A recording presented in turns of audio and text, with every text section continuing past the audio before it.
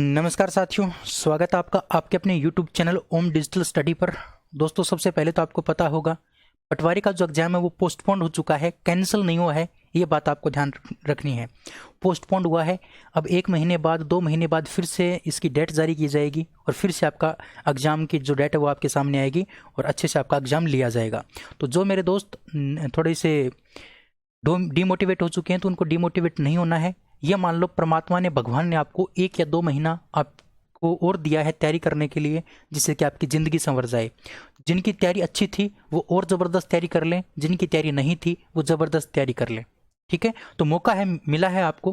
किसी भी कोई हमारे लिए जो हमारे विपक्ष में जो कोई भी बात होती है तो उसको हमें हमारे पक्ष में मानना चाहिए और उसका हमें फ़ायदा उठाना चाहिए। ठीक है, तो चलिए आज हम क्लास को स्टार्ट करते हैं। ये मेरी जो सीरीज़ बची हुई है इस सीरीज़ को मैं कंप्लीट कर देता हूँ जल्दी से। इस सीरीज़ को कंप्लीट करके उसके बाद मैं आपके लिए चैप्टर वाइज मैं आपको थ्योरी करवाऊंगा, साथ में आपको उसको क्वेश्चन करवाऊंगा, है ना। उसका साथ में टेस्ट लूंगा आपका। तो बहुत अच्छा हम करने वाले हैं, बहुत ज़बरदस्त करने वाले हैं। देखना कितनी ज़बरदस्त तैयारी मैं आपको करवाता हूँ। पटवारी नहीं, पटवारी लगने के बाद अगर आप RS लेवल की तैयारी करोगे ना तो भी मैं आपको साइंस इतनी ज़बरदस्त पढ़ा दूंगा। साइंस आपके जुबान के ऊपर होगी, सांस के साथ आपकी साइंस होगी, ये मैं आपसे दावा करता हूँ, है ना। चलिए क्लास को स्टार्ट करते हैं। जैसा कि आपको पता है 7 पार्ट हम कर चुके हैं इस पार्ट नंबर 2 के। आज हम बात करने वाले हैं 8वें वीडियो की। तो आज हम जो क्वेश्चन स्टार्ट करेंगे वो 221 नंबर क्वेश्चन से स्टार्ट करेंगे। वीडियो बड़ा इंटरेस्टिंग होगा, अंत तक आपको बने रहना है। चलिए क्लास को स्टार्ट करते हैं। जो मेरा दोस्त जुड़ा है वो एक बार क्लास को शेयर कर देगा। तो देखिए हमारा जो चल रहा है वो अभी फिजिक्स चल रहा है। आज मैं आपको फिजिक्स करवाऊंगा। कल भी मैंने आपको फिजिक्स करवाई थी, मतलब कल मैंने आपके लिए फिजिक्स स्टार्ट कर दी थी और फिजिक्स में मैं आपको 20 क्वेश्चन करवा चुका हूँ। आज उससे आगे स्टार्ट करेंगे। तो वीडियो बड़ा इंटरेस्टिंग होने वाला है, आपको अंत तक बने रहना साथियों। जिसने शेयर नहीं किया वो एक बार क्लास को शेयर कर देगा, जिससे कि उनको भी थोड़ा सा सहानुभूति मिले भी, हाँ हमने अपने दोस्तों को जोड़ा है। जब हम दोस्तों के साथ पढ़ते हैं तो हमारा बहुत मतलब क्या है कि मन लगता है पढ़ाई में। तो आप अपने दोस्तों को जोड़ लीजिए, ठीक है। चलिए शुरू करते हैं क्लास को। बात करते हैं 221 नंबर क्वेश्चन की, और 221 नंबर क्वेश्चन आपके सामने है साथियों। ये रहा 221 नंबर क्वेश्चन। चलिए इसका आंसर आपको बताना है सभी को, है ना। कॉपी पेन लेके बैठ जाया करो। देखता हूं कितने क्वेश्चन आपके सही होते हैं, देखना चाहूंगा कितने क्वेश्चन आपके सही होते हैं। आप बस ABCD इस प्रकार से टिक कर लिया करो और फिर उसका आप, अगर मैं सही बताऊं तब उसके ऊपर चिन्ह लगा लिया करो, आपका सही हुआ या गलत हुआ है। साथ साथ में आपका टेस्ट भी हो जाएगा, ठीक है ना। चलिए, वायुमंडल में प्रकाश के प्रकीर्णन का कारण क्या है। कल भी मैंने आपको बताया था, यानी कोई भी प्रकाश आता है सूर्य से तो वायुमंडल में क्या पाए जाते हैं, धूल के कण पाए जाते हैं। और वो धूल के कणों से वो प्रकाश टकराता है तो वो इस प्रकार से क्या हो जाता है, फैल जाता है। वो प्रकाश क्या हो जाता है, फैल जाता है। इसी घटना को हम क्या बोलते हैं, प्रकीर्णन बोलते हैं। तो ध्यान रखना, प्रकाश का जो प्रकीर्णन होता है वो धूल के कणों के कारण होता है। किसके कारण होता है, धूल के कणों के कारण। ऑप्शन नंबर आपका बी क्या होगा, बिल्कुल करेक्ट होगा साथियों। ध्यान रखना, बड़ा इंपॉर्टेंट क्वेश्चन मैंने आपको बताया है। मैंने आपको यह भी बताया है कि जो आपका प्रकीर्णन होता है उसके कारण आपके रंग उत्पन्न होते हैं। अपवर्तन के कारण आपको वस्तुएं टेढ़ी मेढ़ी दिखाई देती हैं। और आपका जो परावर्तन है साथियों, उसके द्वारा आपको क्या प्राप्त होता है, प्रतिबिंब प्राप्त होता है, या फिर हाँ प्रतिबिंब प्राप्त होता है। क्या प्राप्त होता है, प्रतिबिंब। किसी भी वस्तु का प्रतिबिंब दिखाई देना किसका कारण है, परावर्तन का। और छाया की जब बात दे दे, छाया की बात, तब आपका उत्तर होगा प्यारे साथियों, विवर्तन। जब भी आपको छाया की बात दे दे, कहीं भी आपको छाया नाम दिख जाए, वहां पर आपका उत्तर क्या होगा, विवर्तन होगा। ये 4 बात आप अपनी जिंदगी में शामिल कर लो, आपका जो प्रकाश का चैप्टर है वो लगभग कंप्लीट हो जाएगा। रंग से संबंधित बात प्रकीर्णन, अपवर्तन की बात होगी वो जब टेढ़ी मेढ़ी होगी, उठा हुआ होगा ऊपर, है ना, उसको बोलते हैं अपवर्तन। और परावर्तन जब प्रतिबिंब की बात दे दे और छाया की बात दे दे, तब आपका उत्तर क्या होगा, विवर्तन होगा। ठीक है, चलिए अगला क्वेश्चन है साथियों कि प्रकाशिक तंतु में किस सिद्धांत का उपयोग किया जाता है। प्रकाशिक तंतु में किस सिद्धांत का उपयोग किया जाता है। देखिए सबसे पहले आपको पता होना चाहिए ये प्रकाशिक तंतु क्या है। प्रकाशिक तंतु एक ऐसी युक्ति है जिसके माध्यम से प्रकाश को एक स्थान से दूसरे स्थान पर भेजा जाता है, सिग्नल के माध्यम से। किसके माध्यम से, सिग्नल के माध्यम से। यानी एक ऐसी युक्ति जिसके माध्यम से एक प्रकाश को एक स्थान से दूसरे स्थान तक सिग्नल के रूप में भेजा जाता है, तो उसको बोलते हैं प्रकाशिक तंतु। तो ये जो प्रकाशिक तंतु है साथियों, ये पूर्ण आंतरिक परावर्तन के सिद्धांत पर काम करता है। फैक्चुअल चीज आपको ध्यान रखनी पड़ेगी, है ना, ये बात आपको ध्यान रखनी पड़ेगी। पूर्ण आंतरिक परावर्तन के ऊपर काम कौन करता है, आपका प्रकाशिक तंतु करता है। ऑप्शन नंबर डी आपका बिल्कुल राइट हो जाएगा। अगला क्वेश्चन है कि उगते एवं डूबते समय सूर्य लाल प्रतीत होता है, इसका कारण क्या है? तो जब आपको प्रति प्रश्न में आपको क्या दे दे, रंग दे दे, तो आपका उत्तर क्या होगा साथियों? प्रकीर्णन होगा। लेकिन यहां पर आपको क्वेश्चन कुछ अलग तरीके से पूछा है। अगर ऑप्शन में आपको दे देता, मान लो ए ऑप्शन आपको प्रकीर्णन दे दिया, बी ऑप्शन आपको दे दिया अपवर्तन, है ना, सी ऑप्शन आपको दे दिया परावर्तन और डी ऑप्शन आपको दे दिया इनमें से कोई नहीं, तो आपका उत्तर क्या हो जाता? ए ऑप्शन हो जाता। लेकिन यहां पर ऑप्शन में कुछ चेंज किया गया है। देखिए, लाल प्रतीत होता है, तो अब देखिए क्या है कि लाल रंग का प्रकीर्णन सबसे अधिक होता है। अच्छा, लाल रंग का प्रकीर्णन सबसे कम होता है, लाल रंग का प्रकीर्णन नहीं होता, उगते व डूबते समय सूर्य का ताप अधिक होता है। तो आपका ये बात नहीं हो सकती, और प्रकीर्णन सभी रंगों का होता है, ये बात भी नहीं हो सकती। यानी प्रकीर्णन तो सभी रंगों का होगा तो लाल का भी होगा, तो ये दोनों नहीं हो सकती। अब हमारे पास दो बचे हैं, एक तो प्रकीर्णन सबसे अधिक होता है, दूसरा देखा है प्रकीर्णन सबसे कम होता है। अब आपको देखना इस दोनों में से क्या होगा, इन दोनों में से क्या होगा। तो देखिए, अगर मान लो ये सूर्य है, इस सूर्य से प्रकाश चला है, उस प्रकाश में कितने रंग हैं? 7 रंग हैं। अगर मान लो इस 7 रंगों में से जो लाल रंग था, वो लाल रंग का प्रकीर्णन क्या हो गया? अधिक हो गया। क्या हो गया? अधिक हो गया। अब अधिक होना, प्रकीर्णन अधिक होना मतलब ज्यादा फैलना। अगर ज्यादा फैल जाएगा प्रकाश, तो वो वायुमंडल में फैल जाएगा यहाँ पर प्रकाश, तो अब लाल रंग हमारे पास नहीं आ पाएगा। अगर हमारे पास आंखों में लाल रंग नहीं आएगा तो हमें ये सूर्य लाल दिखाई नहीं देगा। इसका मतलब लाल रंग का प्रकीर्णन क्या होता है? कम होता है। लाल रंग का प्रकीर्णन कम होता है, इसीलिए साथियों वो लाल रंग हमारी आंखों में आता है और हमें सूर्य लाल रंग का दिखाई देता है। ऑप्शन नंबर आपका बी क्या माना जाएगा? करेक्ट माना जाएगा। अगर अधिक प्रकीर्णन हो गया ना, तब तो क्या हो जाएगा? वो प्रकाश का रंग पूरे ब्रह्मांड में यानी पूरे वायुमंडल में फैल जाएगा। अब अगर वायुमंडल में फैल जाएगा तो वो हमें दिखाई नहीं देगा, है ना, तो वो हमारी आंखों तक नहीं आ पाएगा, और जब तक हमारी आंखों तक नहीं आएगा तब तक हमें रंग का पता नहीं चलेगा। तो हमारी आंखों तक लाल रंग आता है, इसका मतलब उसका प्रकीर्णन सबसे कम है, इसीलिए वो हमारी आंखों तक आता है। ठीक है, ये बात आपको ध्यान रखनी है। ऑप्शन नंबर बी करेक्ट हो जाएगा आपका। अगला क्वेश्चन है कि आकाश का रंग नीला प्रतीत होता है, क्यों प्रतीत होता है? उसका कारण देखिए, जो नीला है ना, नीला रंग वो एक स्पेशल रंग है। ये मान लो नीला रंग स्पेशल रंग है, इसमें फैलने की प्रवृत्ति ज्यादा पाई जाती है, इसमें फैलने की प्रवृत्ति ज्यादा पाई जाती है, और प्रकीर्णन इसका क्या होता है? कम होता है। प्रकीर्णन इसका क्या होता है? कम होता है। वैसे प्रकीर्णन इसका कम नहीं होता, सबसे कम बैंगनी रंग का होता है प्रकीर्णन। सबसे कम जो बैंगनी रंग है ना, उसका प्रकीर्णन कम होता है, और सबसे अधिक प्रकीर्णन किसका होता है? सबसे अधिक प्रकीर्णन तो आपका होता है इस बैंगनी का, और सबसे कम किसका होता है? इस लाल रंग का। सबसे कम लाल का और सबसे अधिक किसका होता है? इस बैंगनी का होता है। लेकिन यहाँ पर बैंगनी हम याद नहीं रखेंगे, हम नीला याद रखेंगे। जो नीला है ना, उसमें फैलने की प्रवृत्ति ज्यादा है। अब आपने सूत्र देखा होगा विबग्योर, अब देखिए ब्लू यहाँ पर आ जाता है, तो ये दोनों क्या है? इन दोनों में ज्यादा फैलने की प्रवृत्ति नहीं होती। हाँ, इनका प्रकीर्णन सबसे ज्यादा होता है, लेकिन फिर भी ये फैलते नहीं है। फैलता कौन है? आपका नीला फैलता है। इसीलिए साथियों हमें आकाश का रंग नीला दिखाई देता है। जब हमें हमारे पास जो है ना वो आता है ना, इस प्रकार से मतलब वो प्रकाश आता है, तो उसमें से जो नीला रंग है वो फैल जाता है, और उसका प्रकीर्णन भी ज्यादा है। अब उसका प्रकीर्णन ज्यादा है तो वो फैल जाएगा। अब फैल जाएगा तो हमें कैसा दिखाई देगा? आकाश नीला दिखाई देगा, पूरे आकाश में फैल जाएगा, और हमें आकाश कैसा दिखाई देता है? नीला दिखाई देता है। तो ऑप्शन नंबर आपका बी करेक्ट होगा, क्योंकि इसमें छोटी तरंग दैर्घ्य का मतलब कम तरंग दैर्घ्य। जो कम तरंग दैर्घ्य वाला प्रकाश है वो बड़ी तरंग दैर्घ्य वाले प्रकाश की अपेक्षा क्या होता है? वायुमंडल के द्वारा अत्यधिक क्या होता है? प्रकीर्णित होता है। अब जब अत्यधिक प्रकीर्णित होगा तो वो फैलेगा ज्यादा, और ज्यादा फैलेगा तो हमें पूरा आकाश कैसा दिखाई देगा? लाल दिखाई देगा, पूरा आकाश। ठीक है, तो ऑप्शन नंबर आपका बी क्या होगा? करेक्ट होगा। ठीक है, ऑप्शन नंबर बी आपका करेक्ट हो जाएगा। अगला क्वेश्चन है कि किस गुण के कारण पानी से भरे बर्तन में डुबाई गई छड़ी मुड़ी हुई प्रतीत होती है? मुड़ी हुई जो छड़ी है ना, वो किसके कारण प्रतीत होती है? तो ऑप्शन नंबर सी यानी अपवर्तन के कारण। किसके कारण? अपवर्तन के कारण। ऑप्शन नंबर सी आपका बिल्कुल राइट हो जाएगा। मुड़ा हुआ, टेढ़ा दिखाई देना, ऊपर उठा हुआ दिखाई देना, ये सब कारण किसका है? आपका अपवर्तन का है। अगला क्वेश्चन है कि अंतरिक्ष यात्री को बाह्य आकाश कैसा दिखाई देता है। बात किसकी है? अंतरिक्ष यात्री की। अब कोई व्यक्ति अंतरिक्ष में जाता है तो अंतरिक्ष के अंदर क्या नहीं होता? वायुमंडल नहीं होता। अगर वहां पर वायुमंडल नहीं है तो कोई प्रकाश वहां पर प्रकीर्णित नहीं होता है। इसका मतलब वो कैसा दिखाई देता है साथियों? काला दिखाई देता है। कैसा दिखाई देता है? काला दिखाई देता है। ठीक है, काला दिखाई देगा। अंतरिक्ष यात्री को जो आकाश दिखाई देता है वो काला दिखाई देता है। इंपॉर्टेंट बात है, ध्यान रखना। क्यों दिखाई देता है? क्योंकि वहां पर क्या नहीं है? वायुमंडल नहीं है।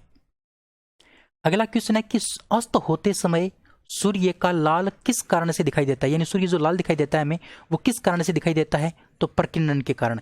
बात रंग की हुई है तो आपको उत्तर होगा प्रकीर्णन। देखो कितने सरल सरल क्वेश्चन है, और ये सारे क्वेश्चन आपके आरपीएससी और आरएसएम एसएसबी में पूछे गए हैं। वही क्वेश्चन मैं आपको करवा रहा हूं। अब देखिए कितने सरल क्वेश्चन आपके लिए।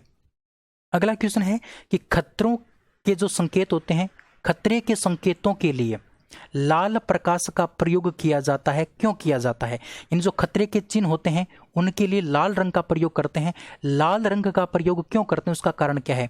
तो साथियों जो लाल रंग होता है ना, लाल रंग, उसका प्रकीर्णन सबसे कम होता है।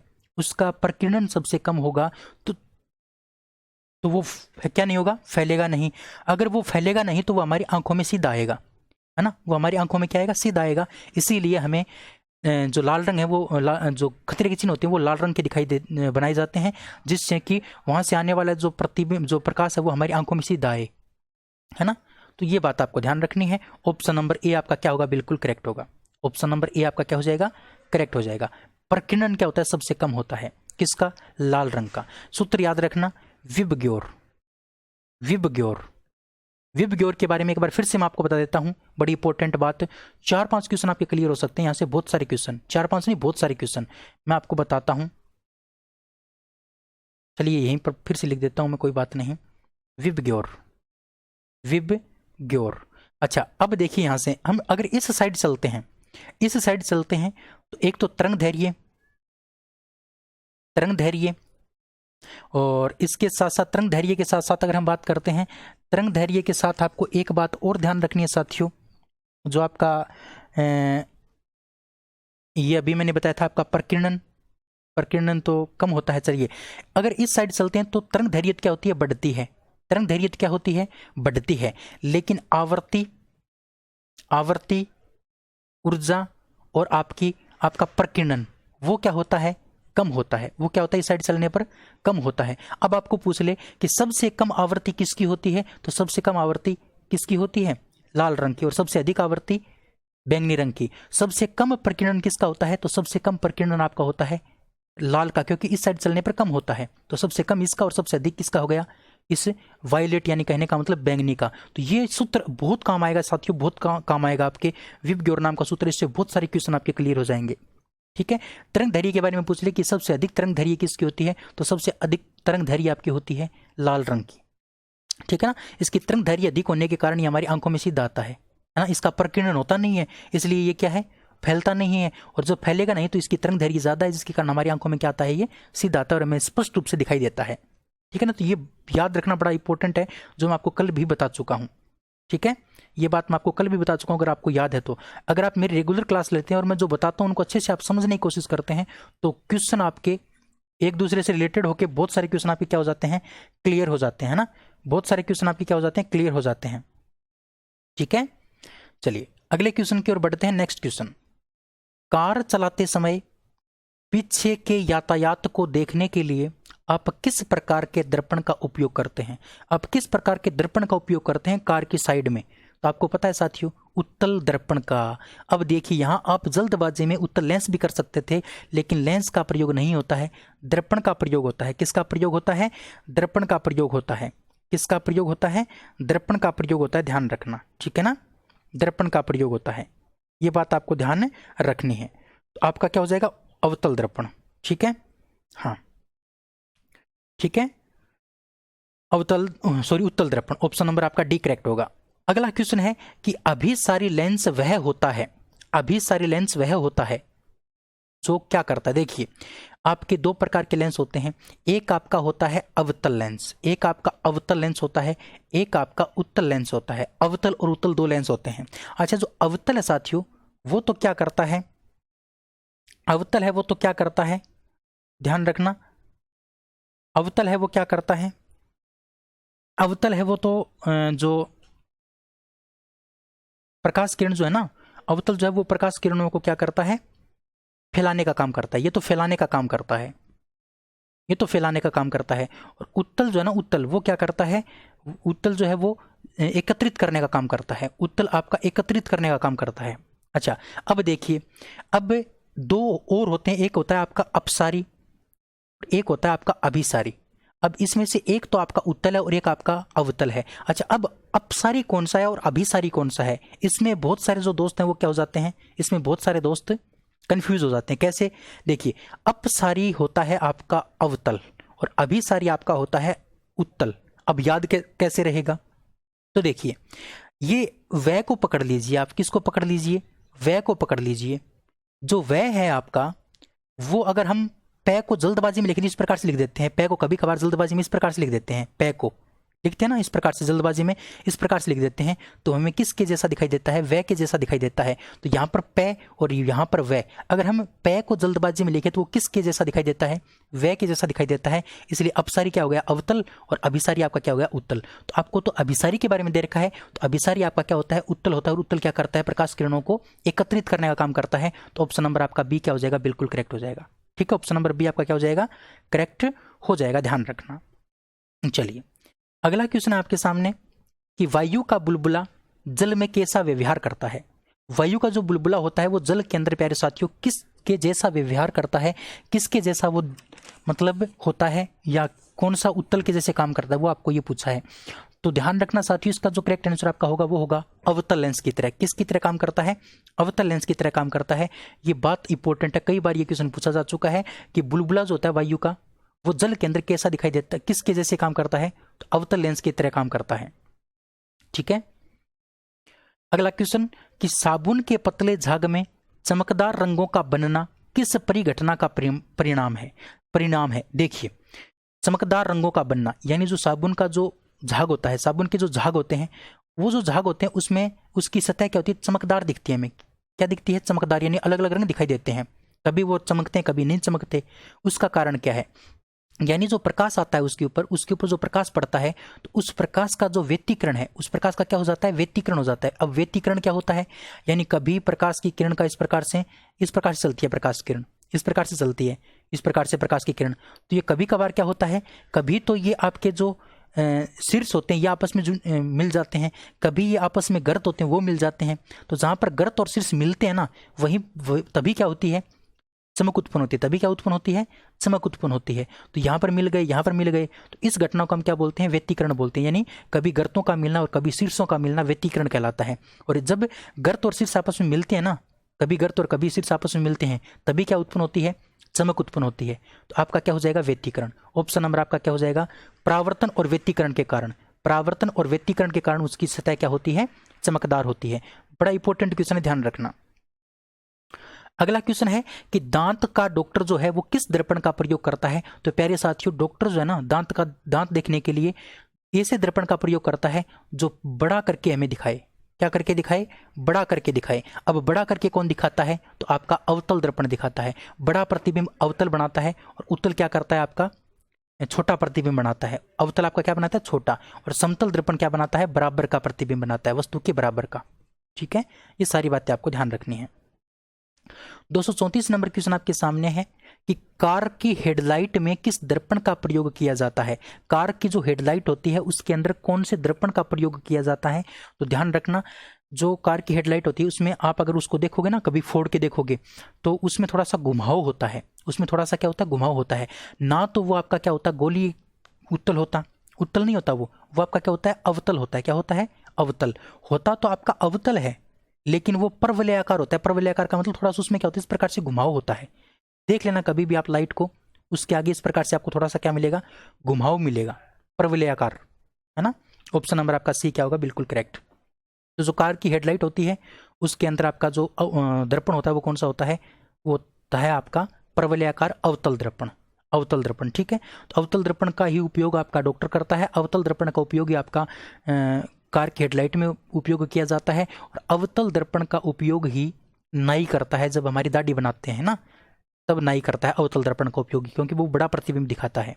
ना, इसलिए ये बातें आपको ध्यान रखनी है। अगला क्वेश्चन आपके सामने कि दाढ़ी बनाने के लिए काम में लेते हैं कौन सा दर्पण? अभी बताया मैंने, अवतल दर्पण काम में लेते हैं। कौन सा दर्पण? अवतल दर्पण। ठीक है, चलिए अगला क्वेश्चन है कि लेंस की क्षमता का मात्रक क्या होता है? लेंस की क्षमता का मात्रक, सबसे पहले तो लेंस की क्षमता को P के द्वारा दर्शाते हैं और इसका सूत्र होता है 1/f, और ये जो f होता है ये मीटर के अंदर होता है। ये क्वेश्चन भी बहुत बार पूछा गया है, इसलिए मैंने बताया कि लेंस क्षमता का सूत्र क्या होता है, आपसे ये भी पूछ सकता है। तो लेंस क्षमता का जो सूत्र होता है वो 1/f यानी 1/फोकस दूरी। ठीक है, आपको ये भी पूछ सकता है, ये दे दे कि लेंस फोकस दूरी का व्युत्क्रम क्या होता है? फोकस दूरी का व्युत्क्रम, फोकस दूरी का व्युत्क्रम, व्युत्क्रम क्या कहलाता है? तो इसको कहते हैं लेंस क्षमता। व्युत्क्रम का मतलब उल्टा, लेंस यानी फोकस दूरी का उल्टा, यानी फोकस दूरी आपकी f है, इसका आप उल्टा करोगे क्या आएगा? 1/f आएगा। तो 1/f किसके बराबर होता है? P के बराबर होता है, और P को हम क्या बोलते हैं? लेंस की क्षमता बोलते हैं। ठीक है, तो आपका जो लेंस की क्षमता का जो मात्रक होता है वो होता है आपका डायोप्टर। डायोप्टर आपका क्या होता है? लेंस की क्षमता का मात्रक होता है। और ये जो ऑप्टर दे रखा है साथियों, ये आपको भ्रमित करने के लिए दे रखा है, याद रखना डायोप्टर होता है। अच्छा, ये जो ल्यूमेन है, ल्यूमेन ये आपका प्रदीपन का मतलब ज्योति तीव्रता, ज्योति तीव्रता का मात्रक होता है। ये किसका मात्रक होता है? ज्योति तीव्रता का मात्रक, ध्यान रखना, ज्योति तीव्रता का मात्रक। और ल्यूमेन का व्युत्क्रम क्या होता है? आपका लक्स होता है। तो लक्स भी क्या है? आपका ज्योति तीव्रता का ही मात्रक है। लक्स भी आपका ज्योति तीव्रता का मात्रक है और ल्यूमेन भी आपका ज्योति तीव्रता का मात्रक है। ये दो बात भी आपको ध्यान रखनी है।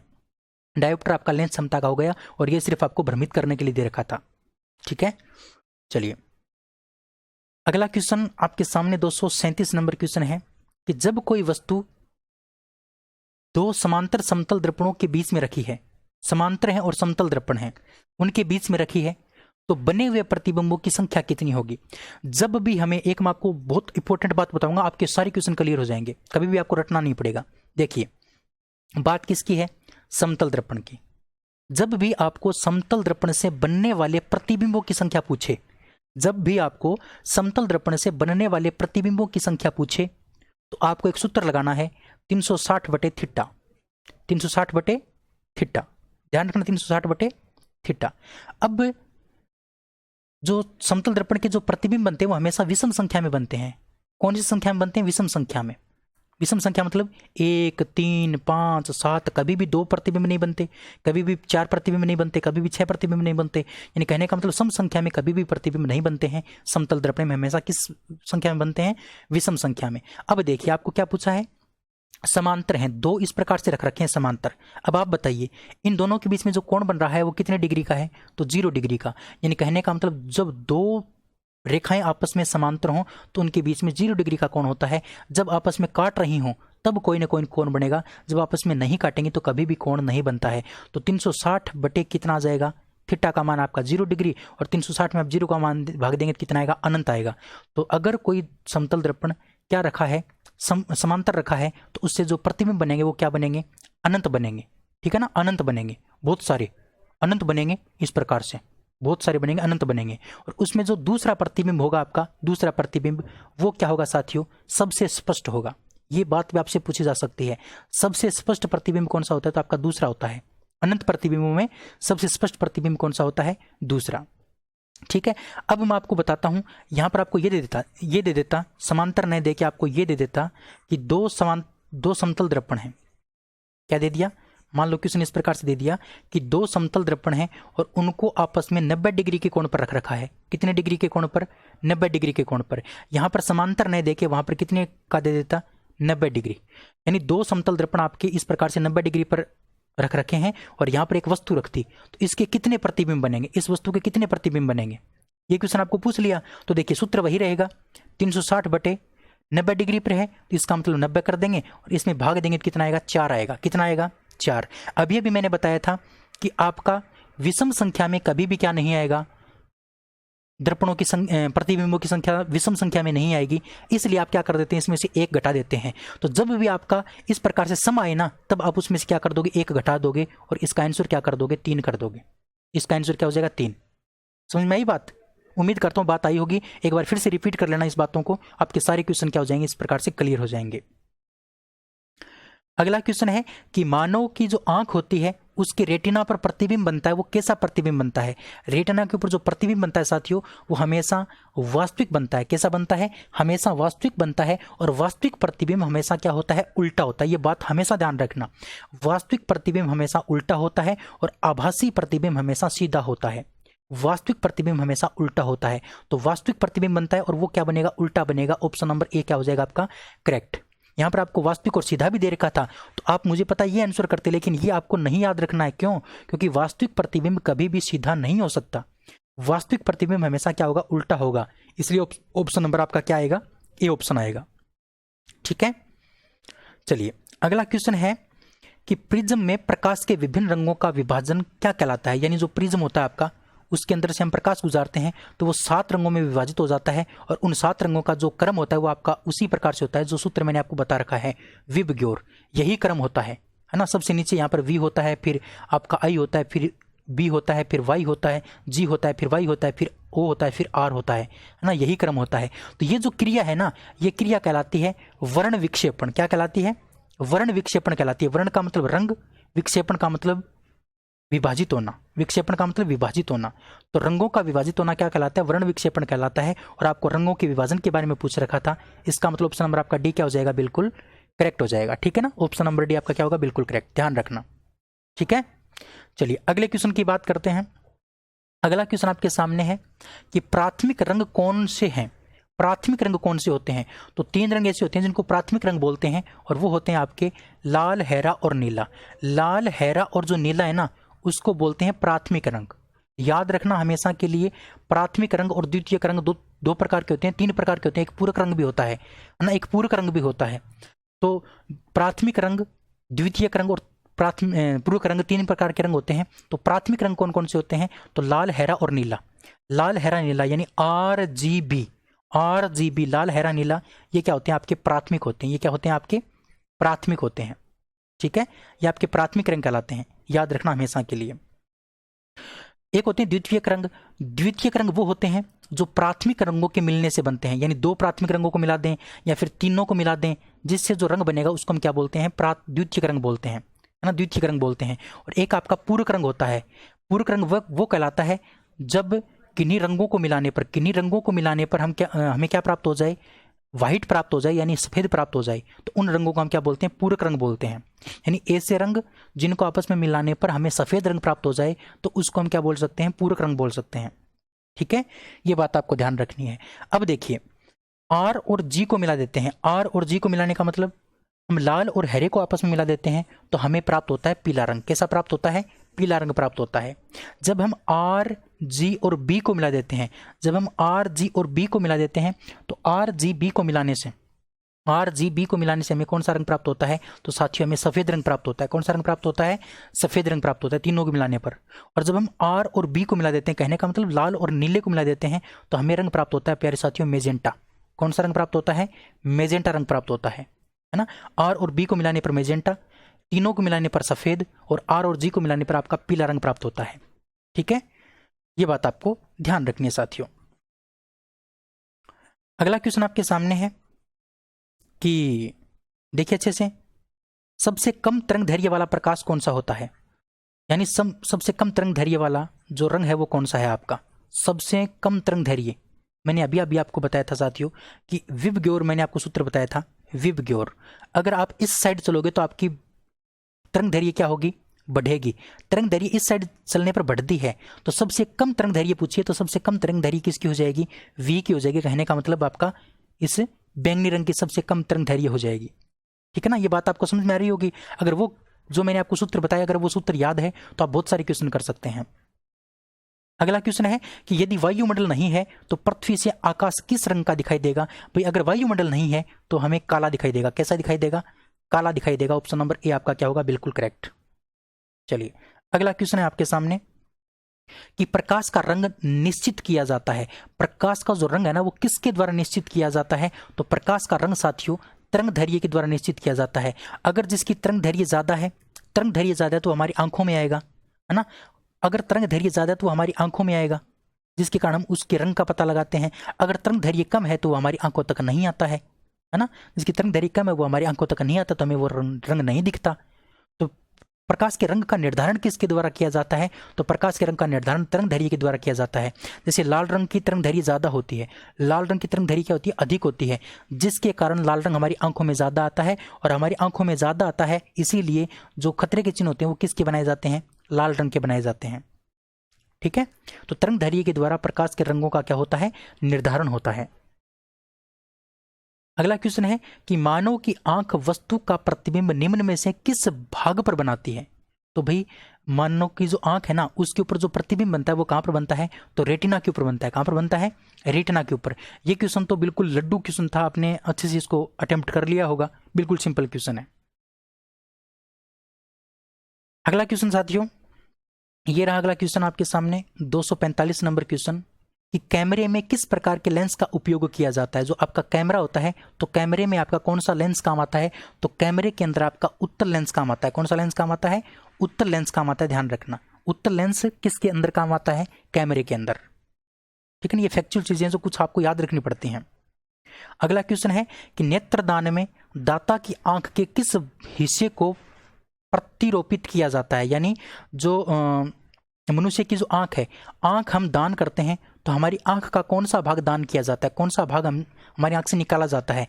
तो वो साथी होता है आपका कॉर्निया। सिर्फ कॉर्निया को निकाला जाता है और अन्य भाग को नहीं निकालते हैं। जब भी हम किसी के लिए नेत्रदान करते हैं तो सिर्फ कॉर्निया का ही क्या होता है? कॉर्निया का ही क्या होता है? प्रत्यारोपण होता है। कॉर्निया ही सिर्फ दान किया जाता है। ठीक है ना, ऑप्शन नंबर ए आपका क्या होगा? बिल्कुल करेक्ट होगा। अगला क्वेश्चन है कि कुछ परिवहन वाहनों में अतिरिक्त पीली बत्तियां होती हैं, ऐसा इसलिए किया जाता है क्योंकि, यानी आपने देखा होगा जो लाइट होती हैं, एक तो ये मेन लाइट हो गई और एक आपको आसपास यहाँ पर पीली लाइट और दिखाई देती हैं। तो वो पीली लाइट क्यों लगी होती है, उसका कारण क्या है? तो देखिए, पीली बत्ती होने से वाहन सुंदर दिखाई देता है? नहीं भाई, ऐसी कोई बात नहीं है। पीली बत्ती कम विद्युत खर्च करती है? नहीं, ऐसी भी कोई बात नहीं है। तो पीला प्रकाश कोहरे को भेदता है। कोहरा मतलब आपकी जो धुंध आती है, उस धुंध को भेदन क्षमता सबसे अधिक किसकी होती है? तो पीले रंग की होती है। सबसे अधिक भेदन क्षमता आपकी पीले रंग की होती है, इसलिए पीली बत्तियों का प्रयोग किया जाता है कोहरे के अंदर। ऑप्शन नंबर सी आपका क्या हो जाएगा? बिल्कुल करेक्ट हो जाएगा। तो कुछ चीजें लॉजिकली हैं जो आप आराम से इसको कर सकते हो, है ना, सोच समझ के भी। अगला क्वेश्चन है कि जब प्रकाश के लाल, हरा और नीला रंगों को समान अनुपात में मिलाया जाता है तो हमें कौन सा रंग प्राप्त होता है? अभी मैंने बताया था, आर, जी और बी को अगर मिला देते हैं तो हमें व्हाइट रंग प्राप्त होता है, सफेद रंग प्राप्त होता है। अगर हम आर और जी को मिला देते हैं तो हमें पीला रंग प्राप्त होता है। अगर हम आर और बी को मिला देते हैं तो हमें मेजेंटा रंग प्राप्त होता है। कौन सा रंग प्राप्त होता है? मेजेंटा रंग प्राप्त होता है। ये याद रखने आपको अच्छे से, ठीक है ना। तो आपका सफेद क्या हो जाएगा? बिल्कुल करेक्ट हो जाएगा। ऑप्शन नंबर बी आपका क्या होगा? बिल्कुल करेक्ट। ठीक है, चलिए अगला क्वेश्चन है कि प्रकाश के वर्णक्रम में सबसे निम्न में से किसका तरंगदैर्घ्य न्यूनतम होता है? तरंगदैर्घ्य न्यूनतम किसका होता है? अभी मैंने आपको बताया था, विबग्योर बताया था ना, विबग्योर। तो सबसे कम तरंगदैर्घ्य आपका बैंगनी का होता है। किसका होता है? बैंगनी का। और सबसे अधिक तरंगदैर्घ्य किसका होता है? तो लाल का होता है। इधर चलने पर तरंगदैर्घ्य बढ़ती है और इधर चलने पर आवर्ती ऊर्जा और आपका प्रकीर्णन क्या होता है? कम होता है। ये तीन बात आपको घटने की रखनी है और एक बात आपको बढ़ने की याद रखनी है। तरंगदैर्घ्य बढ़ती है, आवर्ती ऊर्जा और प्रकीर्णन आपका क्या होता है? घटता है। अगला क्वेश्चन है कि निम्न में से किस रंग का तरंगदैर्घ्य अधिकतम होता है? तो तरंगदैर्घ्य अधिकतम किसका होता है? तो तरंगदैर्घ्य अधिकतम आपका लाल का होता है और सबसे कम किसका होता है? तो बैंगनी का सबसे कम होता है। अभी मैंने आपको बताया है। उम्मीद कर सकता हूँ साथियों आपको समझ में आया होगा। तो आज मैंने आपको 30 क्वेश्चन करवाए। अगर आपको पसंद आए हैं, समझ में आए हैं, तो आप वीडियो को लाइक करेंगे, शेयर करेंगे और चैनल को सब्सक्राइब जरूर करेंगे। आज के इस वीडियो को हम यहीं पर समाप्त करते हैं। फिर भी आपके लिए मैं ऐसे वीडियो लेके आता रहूँगा। बस आप अपनी तैयारी दमदार तरीके से करिए, शानदार तरीके से करिए। उम्मीद करता हूँ आप बिल्कुल करेंगे और आप बहुत अच्छी मेहनत कर रहे हैं। अगर पेपर आगे खिसक गया तो टेंशन मतलब आपको अच्छी तैयारी करनी है और अच्छी से आपको जॉब प्राप्त करनी है। ठीक है ना, मैं आपके साथ हूँ, हमारा चैनल आपके साथ है। बहुत अच्छे से हम तैयारी करेंगे, कोई दिक्कत की बात नहीं होगी। चलिए आज के इस वीडियो में इतना ही। अगले वीडियो में फिर मिलेंगे, तब तक के लिए जय हिंद, जय Bharat. Thank you, bye bye.